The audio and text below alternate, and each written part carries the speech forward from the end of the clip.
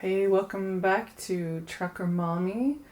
It's a new year. It's a new time to subscribe to my channel if you haven't yet. Like, share, comment down below. I really rely on your comments to know kind of what kinds of things you want to hear from me about. But today I want to talk about a concept that I've been trying to teach my kids lately. It's about the whole idea of time is money. I don't know, y'all heard that saying, right? Time is money.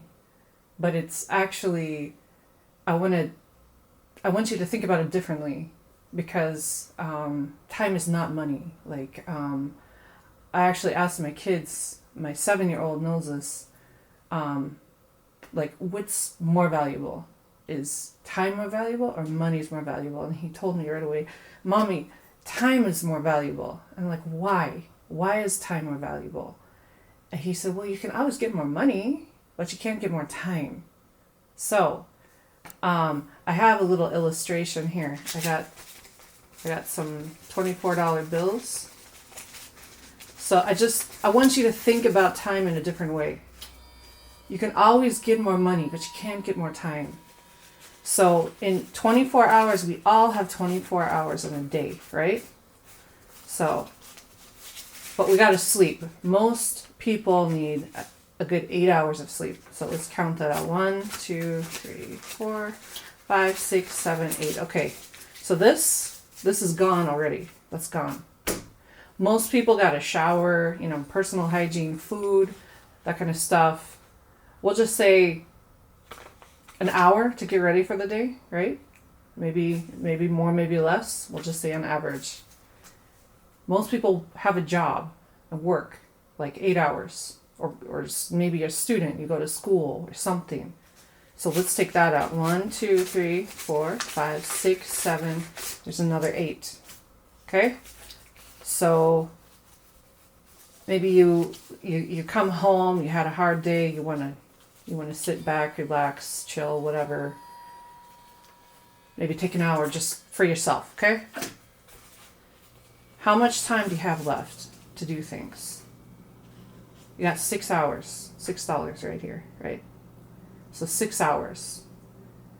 So what you do with the 6 hours is what's going to make or break your future. This is a concept I've been learning about. So I want to just really let it sink into my head as we get into the new year. It's January 1st today, January 1st, 2024. So, and it's not really 6 hours. Like maybe you have a commute to and from work. Maybe you gotta take an hour out for that. Maybe you're like me, you got kids, you gotta help them with their homework, you gotta help them with their bedtime routines, whatever. That's probably another hour, maybe 2. We got 3 hours left. Okay. So, and I set aside 1 hour just for fun. Okay, I'm going to take another one out. Okay. 2 hours left. 2 hours margin. This is 2 hours. You can do whatever the heck you want with these 2 hours. Unless you work double shifts. Now that's another story, but so, average people have 2 hours. If you have kids and a family and everything, to kind of build your life from where you're at right now. That's why I say most people get stuck in a rut. Like you go to work, you come home, rinse and repeat the next day. Because you don't have time. Time is more valuable than money. See this? That's all you got. These are dollar bills, right? I can get more of these. That's easy. But I can't get more time. That's why, starting last summer, I had to change gears. Because I was working, forget the 8-hour thing. Driving truck is a 12 plus hour day. By the time I get up in the morning, I'm up usually around 5 a.m. Then I get my lunch together, everything, leave the house by 6 at the latest. Then I'm in the truck from 6:15 until the day is done. Till got to drive to the work site, got to work all day, come home, fuel the truck. Before I even actually come home, I got to go to the truck parking, fuel the truck, park it, do my paperwork. When I come home, it's been probably 12, 14 hours since I left the house. And then if there's any truck repairs, anything I gotta maintenance, anything I gotta take care of, maybe I got a tire blown up or something, gotta have someone come and fix it, you know, that takes time away from these measly 2 hours. So sometimes I don't even have that driving truck. It's hard work. It's hard work when you own a business. When you're hands-on. So what I did this last summer, and that's more details to come, but I got another truck and have a driver, and I'm home with my kids now because we got a baby, and her older brothers, they're 9 and 7 right now, and 5-month-old. So I need to be home more because this time is very, very precious and short. They grow up so fast. So I'm trying to buy back my time because I can always get more money. I'm worried because we're heading into the new year. The truck's been sitting for the whole month of December pretty much. Trucking is seasonal, at least when you own a dump truck. When you do construction, it kind of slows down in winter. So I don't know how we're going to make it through this winter, but I know we're going to make it through somehow. So you just got to find your path and go with it. But if I have to, I can always just hop back in the truck and keep driving again. But I'm trying to get more time, more dollars, figuratively, to do things with my kids and with myself. That's why I'm here making this video. It's a new year. I have goals for this channel to get more people to weigh in and keep the conversation rolling.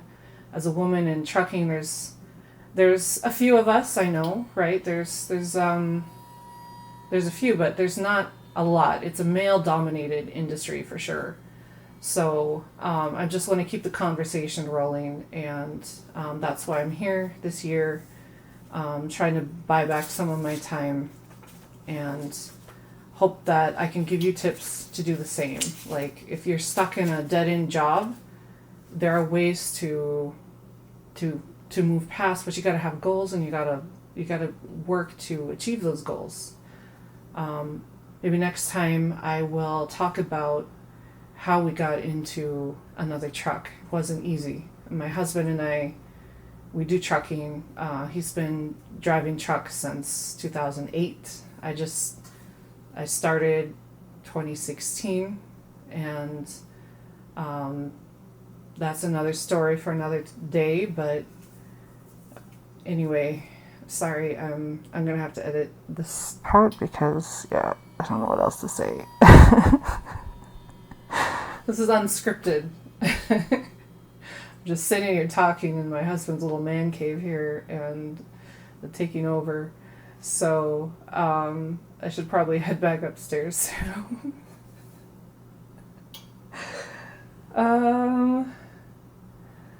Shoot. Let's see. So goals. Let's talk about goals.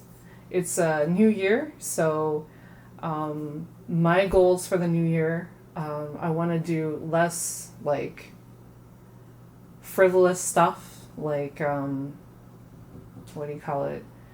Like I have this bad habit where like I get nervous and stuff, and like I play on my phone a lot, like this silly little games and stuff they have on there, and that again it takes these dollars, right? It takes time away that I could be doing other things. So I'm trying to replace that with one of my one of my goals for this year is to read more, like business books and things like that that will help me to build a better life for myself, for my kids, for those close to me. That's one of my goals. Another one of my goals is to spend more time intentionally with my kids and teaching them things that they will not learn in school. They have really good teachers and a really good school where they're at right now, but they can't teach everything that my kids need to know there. They need time with me and their dad to learn things too. So this year I want to spend more time intentionally teaching them the things that I know that can help them in their life. And I also want to be here more. I want to be learning how to talk to you all in more effective ways and like learn what you guys want to hear from me and what kinds of things might be helpful to encourage you, because that's why I'm here. I had a couple people reach out to me from my husband's channel. He gave me a shout out, and so there are some people that commented on one of my videos saying that they want to hear from me more, and so I'm like, well, here I am. I'm back. So shoot, my husband said not to say that. Oh my goodness. Oh, this is terrible. Oh, man. Just give me a moment.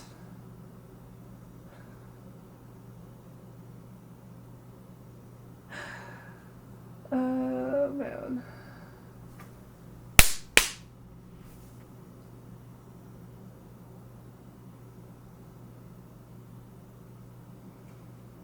Yeah, my husband makes this look easy. Like, he gets down here and he talks for hours, just nonstop. Like, I don't know how he does it, but I'm running out of words. Like, I don't know what to say. Based on the comments that I received on that video, I need to talk about kind of like how I got into trucking and stuff. Maybe I'll revisit that next time. It's kind of a longer story. I don't have so much time right now for this video, but I will come back to that, I promise. I'll come back to that and talk about how I got into trucking. This time I just want to say, like, don't be afraid to make goals. I know every year when January 1 rolls around, everybody has their New Year's resolutions that last till when, like, January 2nd? I don't know. Like, you go to the gym, you're going to eat healthier, you're going to exercise, you're going to read more, you're going to do all this stuff. It's so cliche, right? Like, who actually sticks with their goals? Is that a thing? Like, do people actually do that? I think you can, but it helps to have some accountability. So if you have people who hold you accountable to what you're doing, find someone. If you don't have that someone, find someone who will check in with you and say, hey, how's it going? How are you doing? Are you on track? Are you can use me. Check in down below, comment. Let me know, what are your goals for this year? Like, do you have New Year's resolution? Do you think that's kind of a waste of time to go through that? Like, you want to just stay stuck in a rut? Like, I don't know. Sorry, that's probably not the right thing to say. Like, where do you want to be a year from now? A week from now? A day from now? Like, what do you want to do with your life? What do you want it to look like? How can you be an active participant in building the life that you want? The life that... Because, like, not only do we only have 24 hours in a day. My husband, he shared this concept with me, and it's kind of scary, but I'm just going to put it out there, okay? So, like, most people, we're lucky if we live... Sorry, my table just went down. Most people, we're lucky if we live to be, like, 80, right? So I'm going to take out 8 of these. Okay, so I got $8 bills for every 10 years of our life, if we're lucky, right? Actually, I'm just going to break it down. Yeah, 8. 8 is good. Okay, so I got eight $1 bills here. Okay, each year represents 10 years of a person's life. Okay, so the first 20, you're like going to school, you're, learning how to be a human being on this planet, right? Like, you don't have to, like, well, most people at least aren't like paying bills and working and stuff like that too much. So that's first 20, if you're an adult, that's already gone. The last 20, you're old, right? You're probably not going to do much your last 20 years of your life. So that's kind of gone too. So the time to be doing things in your life is like those mid 40 years. I'm already in my 30s, so this is gone. This is partially gone already. So I'm back to $2 again. Only this represents 20 years. 20 years of my life. And as my husband told me, like, you don't want to spend the prime of your life working so hard you can't enjoy it, right? We don't have time. He's older than me. I have more time than him, but I also, like, I understand his urgency of, like, this time's going to go by so fast. So I can stick my head in the sand and pretend like we live forever. I wish we did. Although not in this world, because too much bad stuff happens. But we don't live forever. We have a beginning and an end. It's not even a line, right? A line starts and it keeps going, right? Segment, beginning, end. So that's why you might think, like, it doesn't matter to set goals. It doesn't matter to set New Year's resolutions and all that. I'm saying it does matter. I'm here to tell you it does matter. And I want you to set some goals for your life, even if they're small ones, even if they're seemingly insignificant ones. I believe that action follows action. Inaction follows inaction. So, like, if you decide, like, you want to do something and you do something about it, you're going to keep doing something about it. If you decide, hey, that's not for me, okay, that's your choice, right? We all have choices to make. But this year, I want to do something because I want these two for my everyday in my life to count. And I want to stack up the time I have during the day, every day, make it count more, and stretch it as much as I can, and build a life that I'm happy to be in. Because we all deserve that, right? We're not here that long, so, like, we shouldn't be miserable our whole meager existence. We shouldn't be miserable to be here. Like, just go to work, come home, like, build a life that is good for you, that is satisfying for you, that you're proud to be part of, that you're, like, own it, like, takes ownership of your life and see where it gets you, even if it's a small thing, like what I'm trying to do, seemingly insignificant. I'm trying to just spend less time on things that I don't even enjoy. That's just a time filler, right?